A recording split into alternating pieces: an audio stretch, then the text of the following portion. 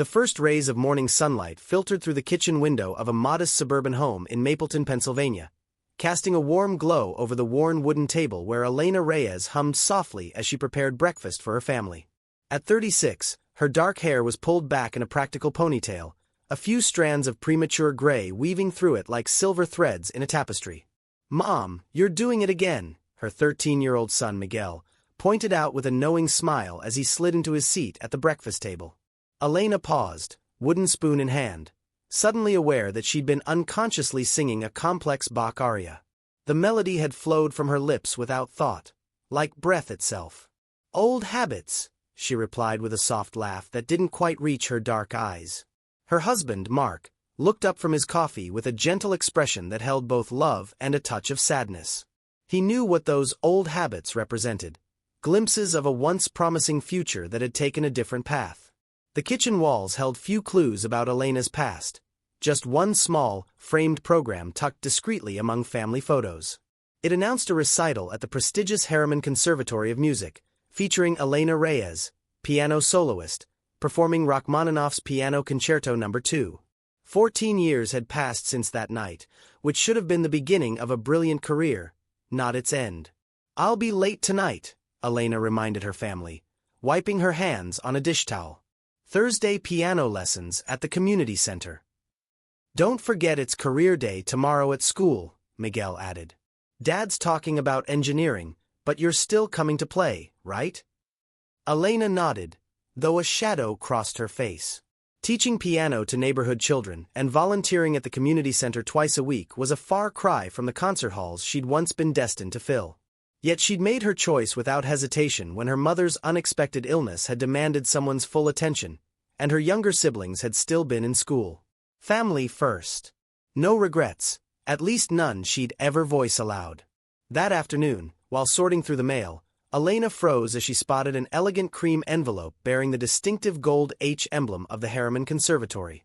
Her fingers trembled slightly as she opened it. "Celebrating 20 years of musical excellence." She read aloud, her voice barely a whisper. "The Board of Trustees requests the honor of your presence." Mark watched her carefully from the doorway. "The big anniversary celebration." Elena nodded, scanning the invitation. "They're gathering alumni. I can't imagine why they'd include me." "Because you were extraordinary," Mark said simply. She shook her head. "I was a student who never graduated." She placed the invitation on the counter, intending to discard it later. That evening, after the children were asleep, Mark found Elena in their small study, headphones on, completely absorbed in a video on her laptop. He recognized it without seeing the screen, her final recital at Harriman, before everything changed. He'd seen her watch it perhaps 4 times in their 12 years of marriage, always when she thought no one was looking. "You should go," he said when she noticed him. "To the gala? I don't belong in that world anymore." "Maybe it's not about them," Mark suggested, sitting beside her. "Maybe it's about making peace with a part of yourself you've kept locked away."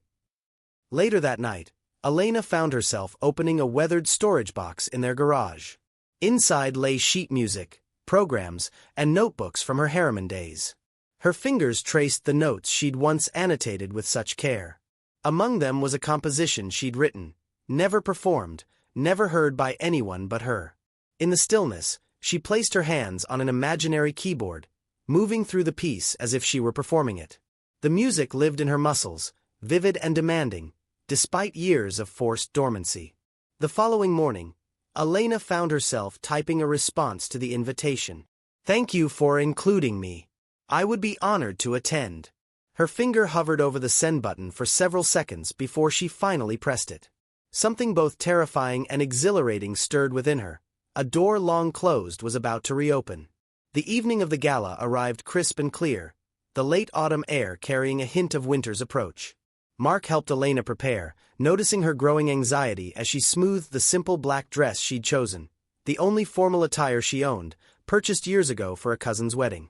"You look beautiful," he assured her. "It's not about how I look," Elena replied, studying her reflection. "It's about facing a choice I made 14 years ago, and all the people who never understood it." She'd kept her appearance simple. Minimal makeup, hair in a neat bun, a pair of modest pearl earrings her mother had left her. In the mirror, she looked nothing like the glamorous pianists who now graced the stages she'd once dreamed of commanding. "Remember," Mark said as he dropped her at the gleaming facade of the Harriman Conservatory in downtown Philadelphia, "you have nothing to prove to these people." The grand hall of the anniversary gala glittered with crystal chandeliers and success. Distinguished alumni mingled with wealthy donors, celebrated conductors, and renowned performers. The air itself seemed charged with accomplishment and ambition. Elena hesitated at the entrance, suddenly feeling every inch the outsider. Women in designer gowns adorned with jewelry worth more than her mortgage glided past. Men in impeccable tuxedos discussed upcoming seasons at Carnegie Hall and international tours. "Elena Reyes? Is that really you?" Dr. Josephine Wilson, now in her 70s, approached with genuine warmth. The woman who had once been Elena's piano instructor embraced her former student. "I never thought I'd see you here," she said, examining Elena's face with kind eyes. "What a wonderful surprise." Their conversation was cut short by a commotion near the main stage. A group had formed around a tall, distinguished man whose perfectly coiffed silver hair and confident stance commanded attention. Even from a distance, Elena recognized him immediately. Victor Aronson, once her closest rival at Harriman, now one of the most celebrated pianists in the country. "He's just been appointed artist-in-residence at the New York Philharmonic," Dr. Wilson whispered. "The youngest in their history." Elena nodded, remembering the intense competition they had once shared. Talent matched only by their contrasting approaches to music. Where she sought emotional truth, Victor pursued technical perfection. "Elena Reyes." His voice carried across the crowd as he spotted her. Conversations quieted as heads turned. "The prodigy who disappeared." He approached with a champagne flute in hand, his entourage following. Up close, his success was etched in every line of his face, in the confident set of his shoulders, in the way others deferred to his presence. "Victor," she acknowledged evenly. "When they told me you might attend, I could hardly believe it." His smile didn't reach his eyes. "What have you been doing with all that potential?" There was a subtle emphasis on the last word that made several people in his circle exchange knowing glances. "I've been living my life," Elena replied simply. "How quaint." Victor gestured to a woman beside him. "Sophia here just completed her third Asian tour, and Marcus has been commissioned by the Berlin Philharmonic." Each introduction felt like a subtle barb, highlighting paths Elena hadn't taken. "How fortunate for them," Elena said, maintaining her composure even as she felt increasingly out of place. As the evening progressed, Elena found herself cornered by Victor and his admirers near the bar, their questions becoming more pointed. "Don't you miss it?" asked a woman who'd introduced herself as a former classmate, though Elena barely remembered her. "The applause, the recognition? Did you ever try to return?" Another inquired with feigned concern. "I made my choice," Elena answered, the repetition becoming tiresome. "Family needed me." Victor swirled his drink thoughtfully. "We all face choices, Elena. Some of us choose greatness."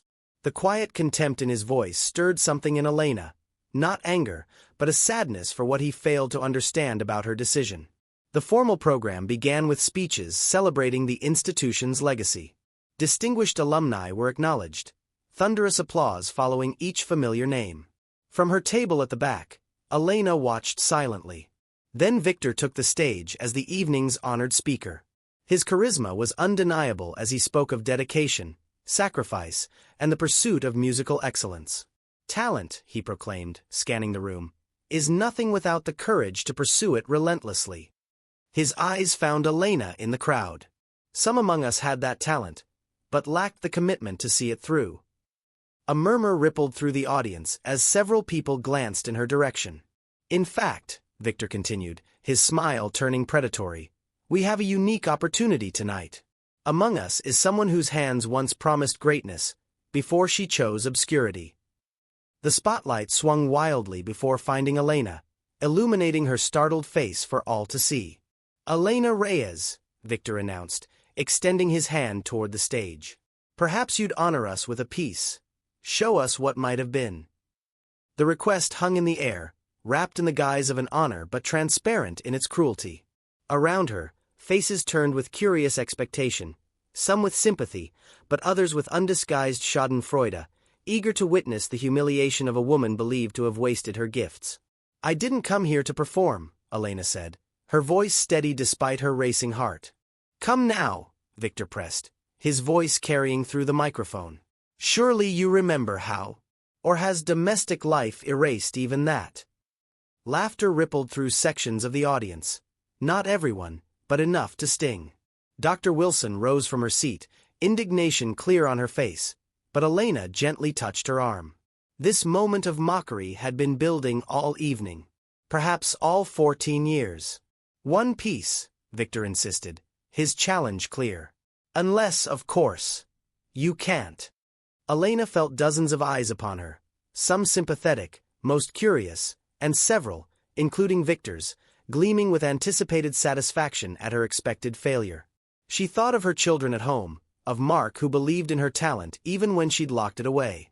She thought of her mother, now gone, who had never once made her feel guilty for the career she'd abandoned for her care. "Very well," she said softly, rising from her chair. The path to the stage felt impossibly long. Her simple black dress stood in stark contrast to the formal attire surrounding her. She heard whispers as she passed. 14 years without serious practice. Probably can't play a proper concerto anymore. Poor thing, he's cornered her completely.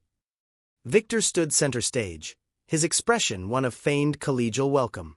He extended his hand with theatrical gallantry. "Ladies and gentlemen, Elena Reyes, returning to Harriman after 14 years. He leaned close as she reached the piano, whispering, "Try not to embarrass yourself too thoroughly." Elena took her position at the gleaming grand piano, facing the sea of disbelieving faces. The elegant hall with its crystal chandeliers suddenly felt suffocating. In the front row, Victor took his seat, leaning back with a satisfied smirk that said he'd already won. She sat frozen, hands hovering above the keys, heart hammering against her ribs. For a terrible moment, she feared her fingers would fail her entirely. An older man with a camera around his neck in the audience caught her eye. He wasn't hiding his amusement at her discomfort, whispering something to his companion that made them both chuckle. The spotlight felt hot, unforgiving.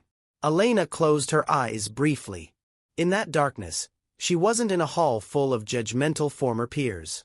She was in her living room, playing lullabies for her children. She was at the community center, guiding a child's hesitant fingers across the keys. She was at her mother's bedside, music saying what words couldn't express. The piano had never left her. It had simply transformed, becoming something intimate rather than performative. She opened her eyes and placed her hands on the keys.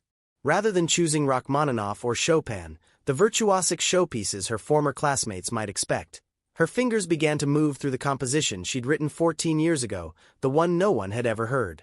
The first notes hung in the air, delicate yet assured. Heads that had been bent in whispered conversation snapped up. Victor's smug smile faltered. Elena's hands moved with a certainty that belied her years away from the concert stage.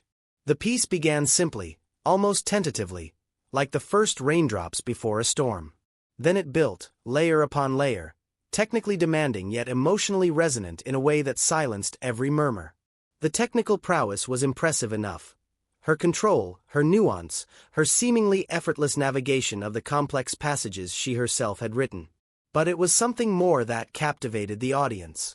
Each note carried 14 years of unplayed music. Joy, grief, love, sacrifice, contentment.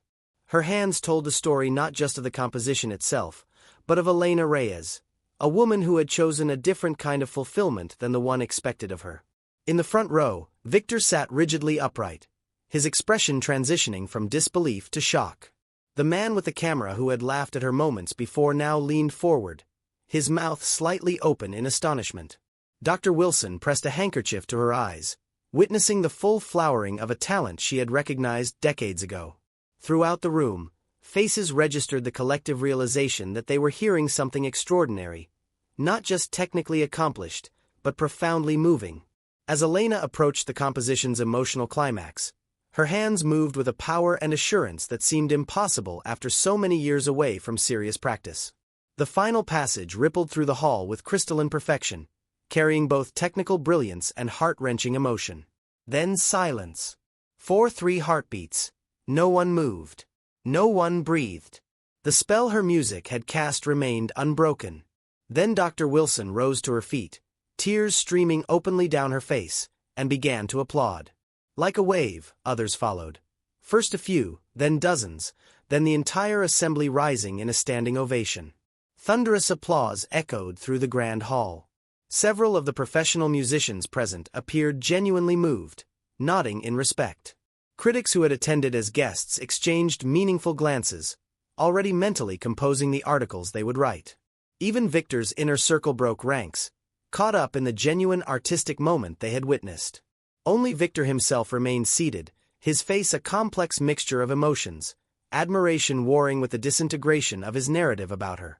Elena sat still at the piano, almost surprised by the response. The validation of the applause was gratifying, but she realized with sudden clarity that she hadn't needed it. The joy had been in the playing itself, something she had denied herself for too long. When the applause finally began to subside, she rose from the bench and moved to step down from the stage. "Wait!" called a voice from the audience. It was Marcus Reed, the composer Victor had mentioned earlier. "Would you consider one more? Perhaps some Liszt or Beethoven?" Elena smiled graciously but shook her head. "Thank you, but that was enough." As she made her way back through the crowd, people reached out to touch her arm, to offer compliments, to express wonder. Where they had looked through her before, they now saw her clearly. Victor finally rose from his seat and intercepted her path. "Elena," he said, his voice lower, humbled despite himself. "I had no idea you had maintained such excellence." She regarded him calmly. "You never understood what music meant to me, Victor. It was never about excellence." "We should talk," he pressed. "With hands like that, even after all these years, there are opportunities, connections I could help you make." There was a genuine offer beneath his words, but also an attempt to reassert control, to position himself as the gatekeeper to a world she had supposedly lost. Elena's smile was gentle but firm. "I appreciate the thought, but I have a life I love. Music has always been part of it, just not in the way you understand." The remainder of the evening unfolded like a dream. People who had dismissed Elena hours earlier now sought her out, asking about her life, her choices, where she had hidden such talent all these years. She answered graciously but without apology for the path she had chosen. Some understood, others clearly did not, seeing only what they perceived as wasted opportunity. As the crowd began to thin, Dr. Wilson found her by the grand windows overlooking the city lights. "I always wondered if you regretted your choice," the elderly woman said. Elena considered the question carefully. "I regretted losing music as I knew it then, but I never regretted choosing my family." "You never truly lost it," Dr. Wilson observed. "Your playing has matured in ways it might not have if you'd followed the expected path. There's a depth there, something genuine that many technically perfect pianists never achieve." Victor approached again, more composed now, flanked by two board members of the Harriman Conservatory. "We're discussing the possibility of a special alumni series next season," he said, his tone professionally cordial. "Featured performances. You would be a highlight." "A literal revelation," one of the board members added enthusiastically. Elena recognized the offer for what it was, a doorway back to the path she'd left behind. The temptation was stronger than she'd expected. "I'm flattered," she began carefully, "but my life is in Mapleton. My family." "Arrangements can be made," Victor interrupted. "Weekend rehearsals. We can work around your domestic obligations." The slight condescension in his phrasing clarified everything for Elena. "My domestic obligations, as you call them, aren't burdens I work around, Victor. They're choices I embrace fully." She looked him directly in the eyes. "When was the last time you played simply for the joy of it? Not for an audience or critics or your reputation?" His expression revealed the answer before he could formulate a response. "I don't need spotlights or reviews to affirm that music matters in my life," she continued gently, though I thank you for the reminder that I've been keeping my hands too much to myself.